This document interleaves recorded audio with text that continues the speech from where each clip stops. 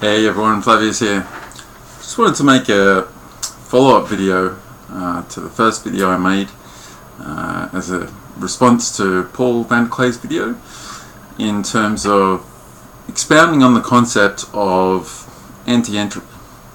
I realized that there was a distinction I didn't make in my last video, which I probably should have, and that is talking about the difference between anti-entropy and enthalpy. So, in an entropy reaction, the reaction flows between enthalpy and entropy. Now, as previously stated, the universe proceeds towards entropy.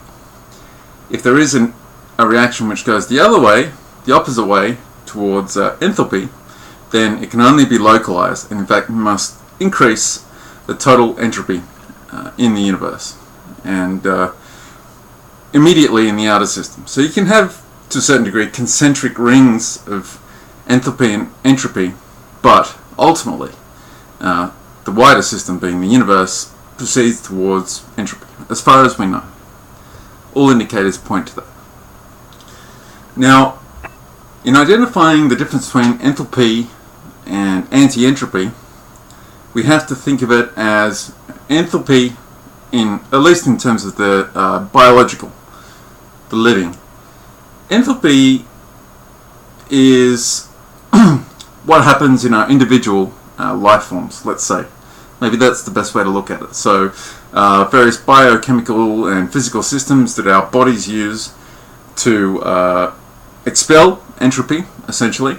So to maintain an enthalpic, so non-death-like, non-chaotic system as much as possible within the body is what we use to stay alive, to grow, to ingest and build our bodies, and in a more complicated way in more complex ways I should say, to rid our bodies of pathogens and so forth. So there's complicated systems within systems. You have to not get bogged down in one particular reaction or one particular system, whether it's chemical, physical, biochemical. You have to, if we're going to use this for a kind of philosophical analysis of developing a cosmological viewpoint, then we have to kind of think about it heuristically.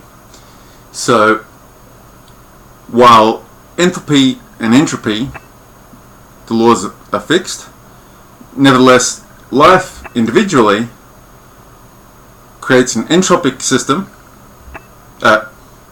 enthalpic system, being the body, which increases entropy, particularly in the non-biological sphere, inorganic. It can increase entropy to a certain extent in the external biological sphere, but life feeds life to a certain extent. Life donates carbon structures and so on that are very hard to make out of base aliphatic carbon structures, so benzene rings, diols, all these sorts of things. Life, to a certain extent, creates much less entropy in the rest of the biosphere than it does to the inorganic system in general. And I think another thing to take into account is, okay, in the individual reactions we do have to look at these things to a certain extent as linear and causal, but when we think about it heuristically, we have to think about the general pattern, not always thinking in terms of cause and effect, but as a process moving through time. So I think where it gets interesting then is if we expand on Julian Huxley's concept of anti-entropic, meaning that life, as it proceeds through evolution, moves towards anti-entropy, in that it develops complexity. Barring the odd, asteroid strike or supernova or something that might wipe out a large proportion, or potentially even all life on Earth. So, if we think about it that way, we can separate the enthalpic from the anti-entropic. Anti-entropic meaning not a linear process that can be examined at one point in time around one creature, or even all creatures, but as a process moving through time, as an envelope, as I said originally, an envelope moving through time of anti-entropy. Something, is it built into the nature? Is it? These are still sort of open questions. I think the idea that the entropic, inorganic, physical world, as we know it, by nature generating an anti-entropic process which creates enthalpic individual life forms which contribute to an anti-entropic process, becomes highly unlikely. So, but I won't expand again on that probabilistic or likelihood too much in this video. I'll come back to that in another video. But I think the interesting thing to think about, maybe to expand, is if we have an enthalpic individual and an anti-entropic biosphere, this feeds in interestingly into, if anyone's watched Jordan Greenhall's videos on the rivalrous versus anti-rivalrous temperament or civilization. We can think about that in broader civilizational terms, in terms of just acting off base selfish instinct, society more based around that, more favouring the instinct of the individual to favour their own enthalpic bodily integrity. So, pain and pleasure instincts are based around maintaining personal enthalpy, and the genetics kind of subconsciously or instinctively, pushing you towards reproduction, but no conscious identification with, let's say, in the Petersonian sense, the spirit of anti-entropy, anti-entropy, I should say. So, and this is where I think a purely Aristotelian evaluation of what seems to be a pretty obvious structure of the universe and life and mankind can run into a bit of trouble. So the truth is in the form of the thing. To what degree can we have any higher conception of, let's say, something beyond personal enthalpy, beyond personal survival, avoidance of pain, which is not merely a collective drive of all the biosphere? And that puts us in the realm of, say, Gaianism, maybe anti-individual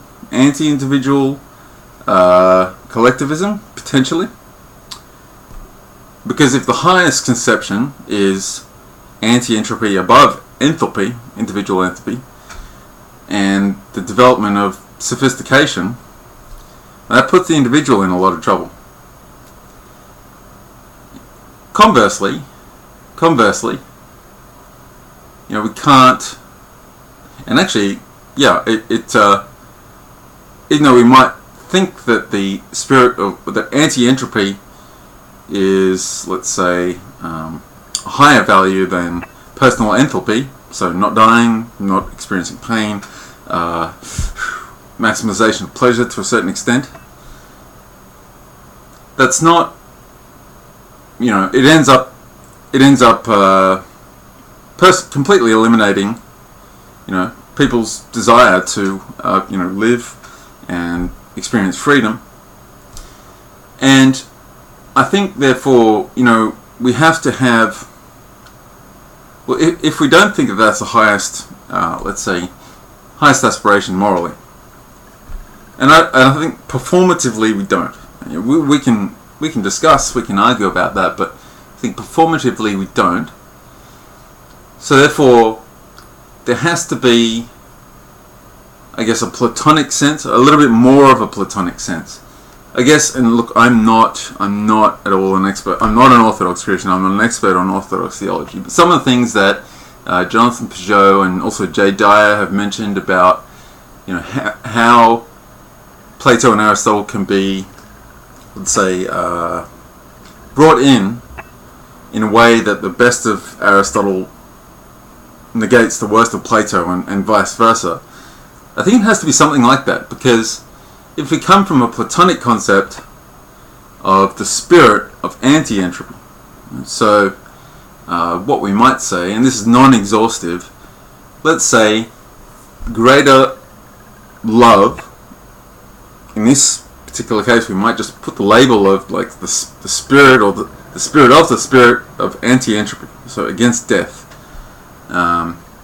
Greater love hath no man, individual man, that he lay down, sacrifice his life, so his individual enthalpy, his sovereignty, his protection against death, for his friend. For that was outside of him.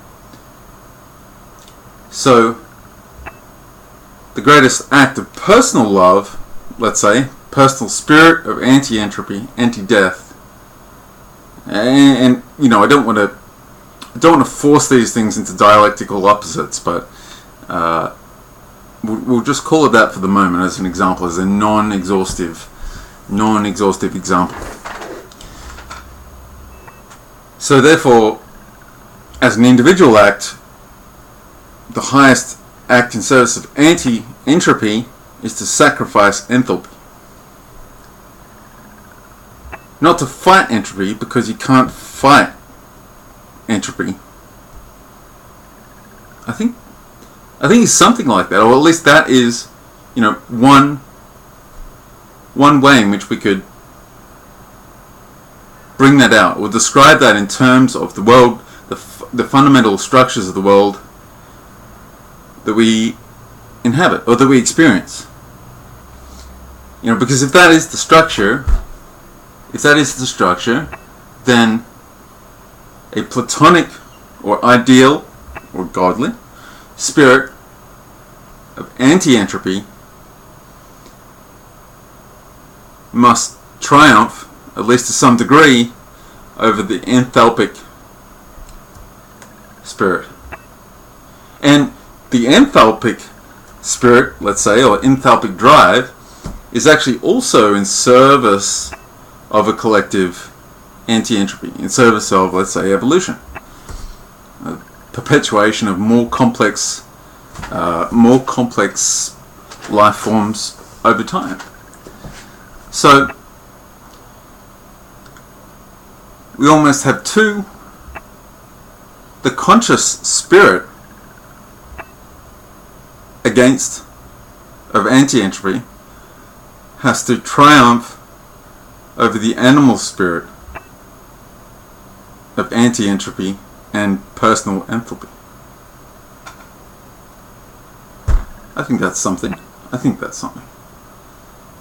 don't know how much further I can go on that. Not well versed enough in philosophy and scripture to drag out too many examples off the cuff, but I think that interestingly coincides with Jordan Peterson's concept of, let's say, the spirit of hierarchy, and the tyrant versus the good king, maybe. And I also think it intersects with, let's say, this Orthodox Christian notion, and other Christian notions, I'm sure. I just don't know enough about how all the different theologies work, and outside of Christianity, definitely. I think if this is true, it puts a lot of cyclical pantheistic and pagan religions in trouble. But you know, I'm open to criticism on that.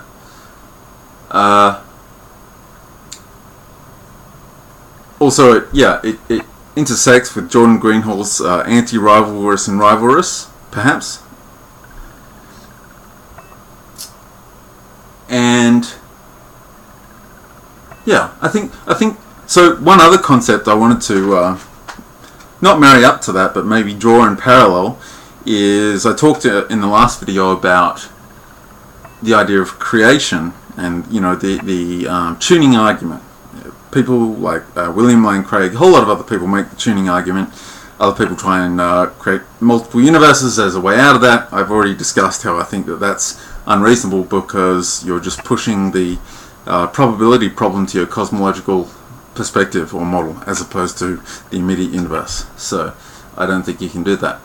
But another distinction I want to make is, let's say, creation with a big C and a creation with a little c. Let's say creation with a big C is only, as we can perceive it to our current knowledge anyway, the Big Bang, initial moment of creation. It's the only law of law of conservation of energy and matter tells us that has to be the case. There's some funny things that seem to happen at the quantum level. Particles seem to appear and disappear, but it makes no mass balance change to the universe as far as we can tell. So I think the Occam's razor tells us that is simply things emanating from an unperceived but somehow stable part of creation and the galaxy. I think that's the simplest explanation, as opposed to it being acts of creation with a big C. And then, so if the big C creation is unique, what would little c creation be? Well, little c creation, I would say, has to be life. Has to be done by life, and humans in particular. So let's say, because even things like suns and the formation of more dense particles, that more or less happens in a mechanistic, roughly Newtonian way. We don't have the information to plot the trajectory and lifetime of the molten matter in the universe, but again, heuristically we can say that the inorganic portions of the galaxy follow, roughly speaking, a Newtonian pathway in terms of agglomeration of energy and matter in one portion of another, and the overall general procession towards entropy. But so also life and matter can create. We can create small parcels of order. So those small parcels of order, though, are not self-replicating. So we can build a steam engine, we can clean a room, we can create order around us, which time's instruments will take away from us, as they'll take our enthalpic sovereignty of our bodies. However, animals can do this as well. And I was thinking about, why can we not call ants? Well, ants are the most cooperative animals, one might say. Why not call ants, in a kind of Gaian sense, the highest instantiation of the anti-entropic or creative? I think because ants don't have the capability to see, let's say, the spirit or the pattern of patterns of the anti-entropic, and therefore to create something that really lasts, let's say creating a society as opposed to just creating a steam engine. Now, some societies will last less. They'll create less of a they won't create the temple, as Jonathan Peugeot has said in his videos, in particular is Matthew Peugeot in his book Genesis and Symbolism in Creation, moving out of time, out of the vagaries of empathy, creating the temple, so to create the space, and the space is created through an understanding of truer and truer patterns, the anti-entropic. Therefore, and perhaps the truest anti-entropic has to come has to be, at least mostly, within a society, within the individuals. Even if you had, let's say, if you had like a more traditional Catholic or Orthodox idea of living within a Christian imperium, so you had the emperor and you had the patriarch or pope, the double-headed eagle, even in that society, even that would still only be possible if the individuals were filled with, let's say, the spirit or the pattern of the pattern, the spirit of the spirit of the anti-entropic as opposed to the enthalpic. Now, can people be filled with the spirit of entropy? I don't know if they can completely. They can come pretty close.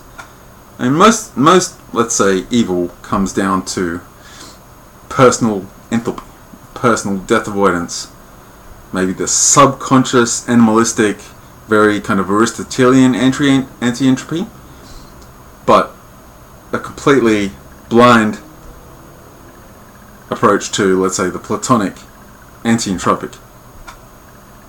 I hope I'm not losing anyone. I think this is important. So if we can say that the highest or the best way to create a place that is most in the spirit is through the highest and the lowest, having the highest ideal or highest conception, which also must involve to some degree faith, the spirit of the anti-entropic, of the non-rivalrous, which is not pacifistic, I think, because you must protect that. And once you put that at the top of the hierarchy, that must be defended. So perhaps that's the understanding that needs to take place. Differentiation between enthalpic and anti-entropic, and the spirit of the anti-entropic, being manifest in the individual. Because otherwise, if you go too far on the Platonic side and you have people making the decisions that only see the anti-entropic from a leadership point of view, then they will sacrifice the personal sovereignty, the enthalpic, let's say, personal sovereignty of individuals who they see as counterproductive to their vision. But because they're not, let's say, because all human beings are prisoners of our perception, that's why the Platonic vision of society, the purely Platonic, noble I, philosopher king, falls apart, because it's not in service to a higher spirit. This is like, as you go higher and these more abstract concepts, it becomes more open to question and criticism. I get that, but I think the first half of what I said is pretty strong. It's pretty strong, and I just want to calm a few people down. A few people saying, "Oh, you can't go against the second law of thermodynamics," and I think a lot of people were confusing my anti-entropic argument for the procession of life for an argument of life creating a net enthalpy in the universe by its presence. That's not what I'm saying. So, yeah, I'll think about it some more, maybe post another video. But yeah, I'd like to get... Paul, if you're listening, definitely tell me what you think about that. I think it's an interesting way to think about it. Anyway, bye.